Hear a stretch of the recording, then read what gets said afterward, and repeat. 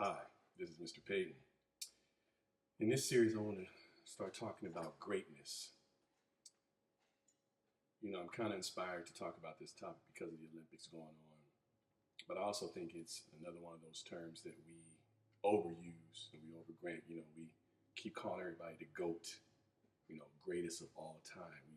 Everything is a GOAT now, so I think, like a lot of words, it gets overused. What strikes me the most about greatness, particularly when it comes to the Olympics, and even somewhat when it comes to our political races, and I'll make a connection in a minute, is none of them do well without a team.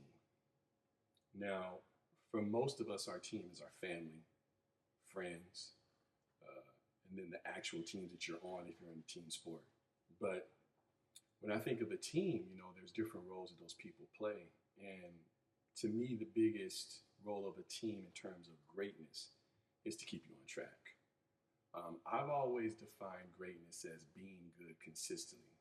People would think, well, that's kind of a maybe too easy of a definition, but if you really think about it, it's hard to be good all the time and in multiple areas. So again, when I say consistency, I'm not just talking about the thing that you do. I'm talking about the way that you carry yourself, obviously your health, mental and physical.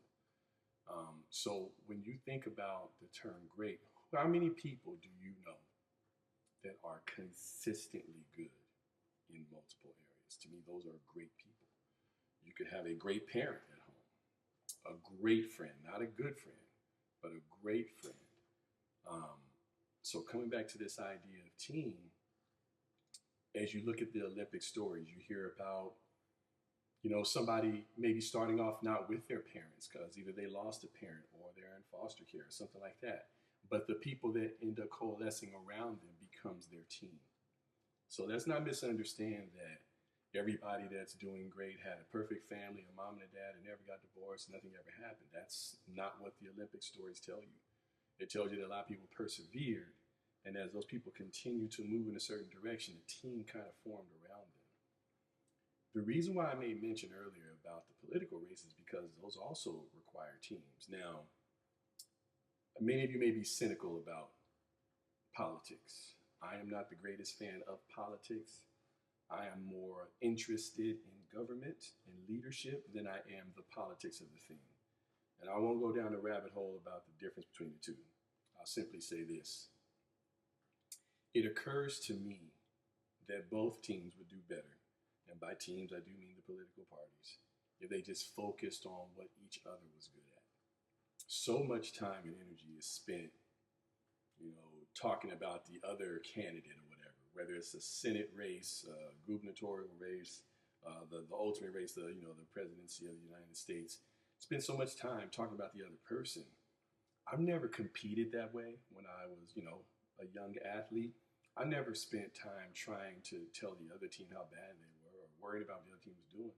I spent my time training, trying to become the best version of myself because I figured on my best day you weren't beating me. And I'm surprised at how often these different situations aren't taking that approach. So whether it's political or sports or whatever, people just spend a lot of time talking about the others.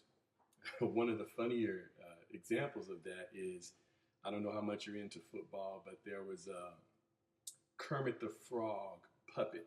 You have to look up what Kermit the Frog is. If you're not old enough to understand what I'm talking about, this ain't for you anyway. But the Kermit the Frog puppet was brought to one of the other team's,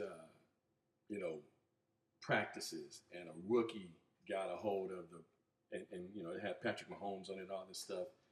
And it's like, well, we're going to make fun of Patrick Mahomes and call him Kermit the Frog, I guess because of the way he talks or whatever. But that's a perfect example of what I mean. So this player is walking around with a puppet, and yeah, it's preseason, so it's not that big of a deal. But he could have been spending that time working on his craft and doing something, getting himself ready, make a puppet of himself, whatever. If you're going to do anything fun, like make it be about you. So instead of making himself better, all he did was make arguably the best quarterback in the game. Most people don't argue that, but arguably the best quarterback in the game. You made him mad, and he's going to come after you. And so that's what I'm saying. Like, whether it's talking about your opponent, making fun of your opponent, spending time on the wrong stuff, that's not going to get you to greatness. And as we've seen whether it's the political parties, whether it's sports, whether it's these Olympics. Greatness comes from that consistent good. So consistently putting out that effort, consistently practicing, consistently taking care of your body, consistently taking care of your mind. That will get you to greatness. But what most of us do, we want to be great every now and then. We want to be good every now and then. We want days off. We want a break. And that's fine. Just understand you're not going to be great doing it that way. So this is just my first iteration of our greatness conversation. And I really want to just focus in on team and the people who are around us. So I would say to the younger folk out here who are listening to me, who have subscribed and like the stuff that I'm doing, I would say to you is start to build that team around you. It's probably going to start with a best friend or a family member, but start to build people around you that are not only going to support you, but are also going to push you and keep you on the right track. My name is Mr. Payton. I thank you for watching. Have a great day.